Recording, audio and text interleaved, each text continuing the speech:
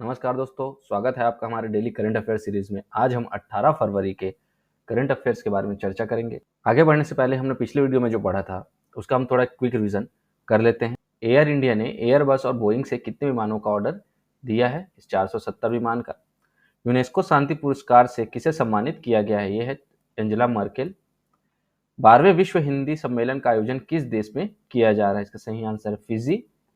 किस भारतीय संस्थान के छात्रों को वर्ल्ड गवर्नमेंट समिट 2023 के दौरान मिस्र के राष्ट्रपति अब्देल फत्ताह अल सीसी ने ग्लोबल बेस्ड MGOV अवार्ड प्रदान किया है? इसका सही आंसर है IIT इंदौर। भारत के किस पड़ोसी देश ने परमाणु शक्ति विकसित करने के लिए रूस के साथ साझेदारी की है? इसका सही आंसर है म्यांमार। हुंडई मोटर्स इंडिया ने किन दो महिला क्रिकेटरों को ब्रांड एम्बेसडर बनाया है? इसका सही आंसर है यास्तिका भाटिया और रेणुका सिंह ठाकुर। सऊदी अरब में 2023 के अंत में अंतरिक्ष मिशन पर जाने वाली देश की पहला महिला अंतरिक्ष यात्री का नाम क्या है? सही जवाब है रेना बरनावी। दिव्य कला मेला 2023 का आयोजन कहाँ किया जा रहा है? इसका सही आंसर है मुंबई। किस देश में Indonesia, Malaysia, Thailand growth triangle joint business council के साथ साझेदारी की है? तो इसका सही आंसर है भारत ने साझेदारी की है। कौन सा राज्य केंद्र शासित प्रदेश भारत की पहली जमी हुई झील मैराथन या फर्स्ट फ्रोजन लेक मैराथन की मेजबानी कर रहा है? इसका सही आंसर है लद्दाख। भारत का सबसे सख्त नकल विरोधी कानून किस राज्य में लागू हुआ है? इसका सही आंसर है उत्तराखंड में। चलिए आज के पहले क्वेश्चन की ओर बढ़ते हैं। भारत और किस देश के बीच संयुक्त सैन्य अभ्यास एक्सरसाइज धर्म गार्जियन का चौथा संस्करण आयोजित किया जा रहा है? ध्यान रखिएगा, चौथा संस्करण। 4 ऑप्शन है, इसका सही आंसर ऑप्शन है जापान और भारत के बीच में जो है धर्म गार्जियन एक्सरसाइज होता है। भारत और जापान के बीच संयुक्त सैन्य अभ्यास एक्सरसाइज धर्म गार्जियन का जो है ना चौथा संस्करण आयोजित किया जा रहा है। कब किया जा रहा है? 17 फरवरी से 2 मार्च 2023 तक आयोजित किया जाएगा। कहाँ किया जाएगा? तो जापान के शिगा प्रांत के कैंप इमाजू में किया जाएगा। भारतीय सेना की जो है ना गढ़वाल राइफल्स रेजिमेंट के सैनिक और जापान के ग्राउंड सेल्फ डिफेंस फोर्स के मध्य जो है सेना की एक इन्वेंट्री रेजिमेंट इस वर्ष अभ्यास में भाग ले रहे हैं। अगला प्रश्न है, राजस्थान सरकार किस स्थान पर 35.25 करोड़ रुपए की लागत से विज्ञान केंद्र और तारामंडल का निर्माण करेगी? 4 ऑप्शन है, इसका सही आंसर है ऑप्शन सी कोटा में। राजस्थान सरकार में 35.25 करोड़ रुपए की लागत से विज्ञान केंद्र एवं तारामंडल का निर्माण करेगी। राष्ट्रीय विज्ञान संग्रहालय परिषद और राजस्थान सरकार के विज्ञान और प्रौद्योगिकी विभाग ने विज्ञान केंद्रों और तारामंडल के निर्माण के लिए एक समझौते पर ज्ञापन हस्ताक्षर किए हैं। किसने किए हैं? राष्ट्रीय विज्ञान संग्रहालय परिषद और राजस्थान सरकार की विज्ञान और प्रौद्योगिकी विभाग ने। अगला प्रश्न है, निम्नलिखित में से किसके लिए राष्ट्रीय स्तर का हैकाथॉन कवच 2023 लॉन्च किया गया था? इसका सही आंसर है ऑप्शन ए साइबर सुरक्षा और साइबर अपराध। भारत में साइबर सुरक्षा और साइबर अपराध की चुनौतियों से निपटने के लिए 16 फरवरी को कवच 2023 राष्ट्रीय हैकाथॉन की शुरुआत की गई है। इसे शिक्षा मंत्रालय और गृह मंत्रालय की संयुक्त पहल के माध्यम से आयोजित किया जा रहा है। उद्देश्य इसका क्या है? 21वीं सदी में, यहाँ पे साड़ी हो गई है, 21वीं सदी है, साइबर सुरक्षा और साइबर अपराध की चुनौतियों से निपटने के लिए विचार और प्रौद्योगिकी समाधान की पहचान करना है। अगला प्रश्न है, हाल ही में केंद्र सरकार ने भारत चीनी सीमा के सुरक्षा के लिए ITBP की कितनी नई बटालियन को गठन करने की मंजूरी दी है? इसका सही आंसर है ऑप्शन बी 7 बटालियन को। भारत चीन बॉर्डर की सुरक्षा के लिए तैनात ITBP पर केंद्र सरकार ने पूर्ण भरोसा जताते हुए जो है 7 नई बटालियन को गठन करने की स्वीकृति दी है। लगभग जो है 9,500 जवानों की भर्ती का सबसे बड़ा फायदा यह होगा कि LAC पर जो विषम परिस्थितियों के बीच में जो बॉर्डर की सुरक्षा पहले के मुकाबले कहीं ज्यादा प्रभावी तरीके से हो सकेगी। तो ITBP का फुल फॉर्म क्या है? इंडो तिब्बतन बॉर्डर पुलिस होता है, जिसकी इंडो तिब्बतन बॉर्डर पुलिस की जो है ना 7 बटालियन की और गठन की स्वीकृति मिल गई है। अब इसकी स्थापना कब हुई थी? तो ITBP की जो स्थापना है वो 14 अक्टूबर 1962 को हुई थी, जिसके महानिदेशक अनीश दयाल सिंह जी हैं। अगला प्रश्न है, केंद्र प्रायोजित वाइब्रेंट विलेज प्रोग्राम के लिए कितने करोड़ रुपए आवंटित किए गए हैं? इसका सही आंसर है ऑप्शन ए 4,800 करोड़ रुपए आवंटित किए गए हैं। केंद्रीय मंत्रिमंडल ने वाइब्रेंट विलेज प्रोग्राम को मंजूरी दी और प्रधानमंत्री नरेंद्र मोदी की अध्यक्षता में जो है ना उत्तरी सीमा पर आवश्यक बुनियादी ढांचे के विकास का शुभारंभ किया है। इसका जो उद्देश्य है ना, तो सीमा को अवरुद्ध करना है ताकि गांवों के विकास को आगे बढ़ाया जा सके और साथ ही जो सीमावर्ती गांव है ना उनके जीवन में गुणवत्ता में सुधार लाया जा सके। इसमें मुख्यतः जो है ना हिमाचल प्रदेश, उत्तराखंड, अरुणाचल प्रदेश, सिक्किम और लद्दाख के सीमावर्ती क्षेत्र जो हैं शामिल होंगे। वित्तीय वर्ष 2022-23 से 2025-26 तक इस केंद्र प्रायोजित के लिए जो है ना 4,800 करोड़ रुपए आवंटित किए गए हैं। कुल धनराशि में से ना जो 2,500 करोड़ रुपए की राशि है उसका उपयोग केवल सड़कों के निर्माण में किया जाएगा।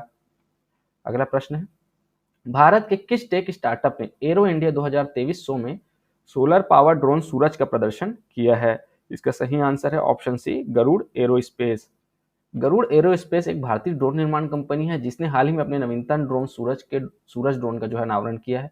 सूरज ड्रोन जो है ना एक सौर संचालित ड्रोन है।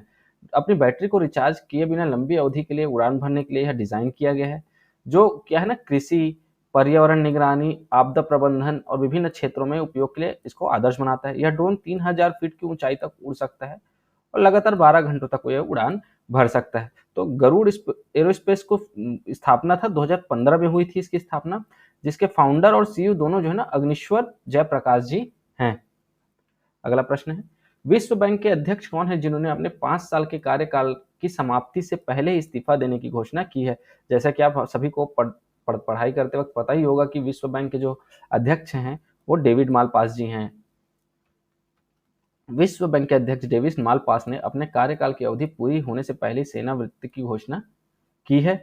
इन्होंने जो था 2019 में विश्व बैंक के अध्यक्ष का जो है पदभार संभाला था। इससे पहले वो अमेरिकी प्रशासन में ट्रेजरी फॉर इंटरनेशनल अफेयर्स के अपर सचिव के रूप में जो है कार्य करते थे। विश्व बैंक क्या है? विश्व बैंक एक अंतरराष्ट्रीय वित्तीय संस्थान है जो निम्न और मध्यम आय वाले देशों को ना पूंजी प्रदान करता है। क्यों? क्योंकि इसका उद्देश्य होता है उनकी परियोजनाओं को आगे बढ़ाना और ऋण और अनुदान प्रदान करना होता है। इसका जो मुख्यालय है ना वॉशिंगटन डीसी में है ना, वॉशिंगटन डीसी में है जो कि अमेरिका में है। अगला क्वेश्चन है, स्विस एयर ट्रैकिंग इंडेक्स के अनुसार भारत का सबसे प्रदूषित शहर कौन सा है? इसका सही आंसर है ऑप्शन बी, मुंबई।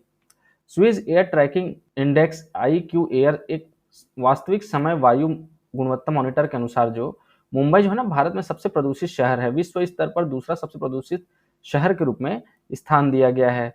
हाल ही में मुंबई ने जो ना भारत के सबसे प्रदूषित शहर के रूप में दिल्ली को पीछे छोड़ा है और दुनिया भर में वायु गुणवत्ता के मामले में तीसरा सबसे अस्वास्थ्यकर शहर बना है। हाल ही में दिल्ली के मेजर ध्यानचंद नेशनल स्टेडियम में राष्ट्रीय जनजाति महोत्सव आदि महोत्सव का उद्घाटन किसने किया है? इसका सही answer option B, Narendra Modi ji ने किया है। प्रधानमंत्री नरेंद्र मोदी ने जो है 16 फरवरी 2023 को दिल्ली के मेजर ध्यानचंद नेशनल स्टेडियम में राष्ट्रीय जनजाति महोत्सव आदि महोत्सव का उद्घाटन किया है। इस साल इसका आयोजन 16 से 27 फरवरी तक दिल्ली के मेजर ध्यानचंद नेशनल स्टेडियम में किया जा रहा है ना। आदि महोत्सव जो है ना जनजाति संस्कृति, शिल्प, खान पान, वाणिज्य और पारंपरिक कला का जो उत्सव मनाने का कार्यक्रम है। मतलब यह जनजाति कार्य मंत्रालय के अधीन भारतीय जनजाति सहकारी विपणन विकास महासंघ लिमिटेड ट्राइफेड जो है ना उसकी वार्षिक पहल है। तो जो जनजाति कार्य मंत्रालय और ट्राइफेड की ना जो वार्षिक पहल है यह आदि महोत्सव। हाल ही में केंद्र सरकार ने अनाधिकृत कोयला खनन गतिविधियों की सूचना देने के लिए कौन सा मोबाइल ऐप लॉन्च किया है? इसका सही आंसर ऑप्शन बी, खनन प्रहरी। केंद्र सरकार ने खनन प्रहरी के नाम से मोबाइल ऐप और एक web app coal mine surveillance and management system launch किया है। इसे अनाधिक कोयला खनन गतिविधियों की सूचना देने के लिए शुरू किया गया है ताकि संबंधित कानून और व्यवस्था लागू करने वाले प्राधिकरण द्वारा निगरानी और उचित कार्यवाही की जा सके। मोबाइल ऐप खनन प्रहरी के माध्यम से नागरिकों की शिकायत के प्राप्ति से अवैध खनन के खिलाफ जो है ना नागरिकों की भागीदारी का पता लगाना तथा लीज में जो लिया रहता है उनको सीमाओं के भीतर की जा रही किसी भी प्रकार की अवैध कोयला खनन गतिविधि पर निगरानी रखना है। हाल ही में केंद्रीय गृह मंत्री अमित शाह ने किस राज्य की पुलिस को प्रेसिडेंट कलर अवार्ड से सम्मानित किया? इसका सही आंसर है ऑप्शन ए, हरियाणा पुलिस को। केंद्रीय गृह मंत्री अमित शाह ने हरियाणा पुलिस को प्रेसिडेंट कलर अवार्ड से सम्मानित किया है। प्रेसिडेंट कलर अवार्ड जो है ना किसी सैन्य इकाई को शांति और युद्ध के दौरान राष्ट्र की असाधारण सेवा के लिए दिया जाने वाला सबसे सर्वोच्च पुरस्कार है। भारत के राष्ट्रपति ने 17 जनवरी 2022 को हरियाणा पुलिस की व्यावसायिकता के प्रति प्रतिबद्धता और मानवता की सेवा में उच्च रैंक के अच्छे ट्रैक रिकॉर्ड के लिए इस पुरस्कार को मंजूरी दी है। अगला प्रश्न है, किस शहर में देश के पहले राष्ट्रीय मेट्रो रेल ज्ञान केंद्र की स्थापना की जाएगी? इसका सही आंसर है ऑप्शन ए, नई दिल्ली में। भारत की पहली company GA infra private limited को देश के पहले राष्ट्रीय मेट्रो रेल के ज्ञान केंद्र के डिजाइन और निर्माण के लिए अनुबंध से सम्मानित किया गया है। मतलब जो जीए इंफ्रा प्राइवेट लिमिटेड है ना, ये इनको डिजाइन करेगा और इनका निर्माण करेगा, इनका कॉन्ट्रैक्ट इनको दिया गया है। और यह केंद्र जो है ना दिल्ली में विश्वविद्यालय मेट्रो स्टेशन है ना, वहां पर बनाया जाएगा और सार्वजनिक निजी भागीदारी मॉडल पर बनाया जाएगा, जो पीपीपी ट्रिपल पी मॉडल जो होता है ना, सार्वजनिक निजी भागीदारी मॉडल पर यह बनाया जाएगा। आज के लिए बस इतना ही दोस्तों। अगर आपको हमारी वीडियो अच्छी लगती है तो इसे लाइक करें, शेयर करें और सब्सक्राइब करें। आपकी इस वीडियो की पीडीएफ हमारे टेलीग्राम पर मिल जाएगी। Thank you for watching. Thank you so much.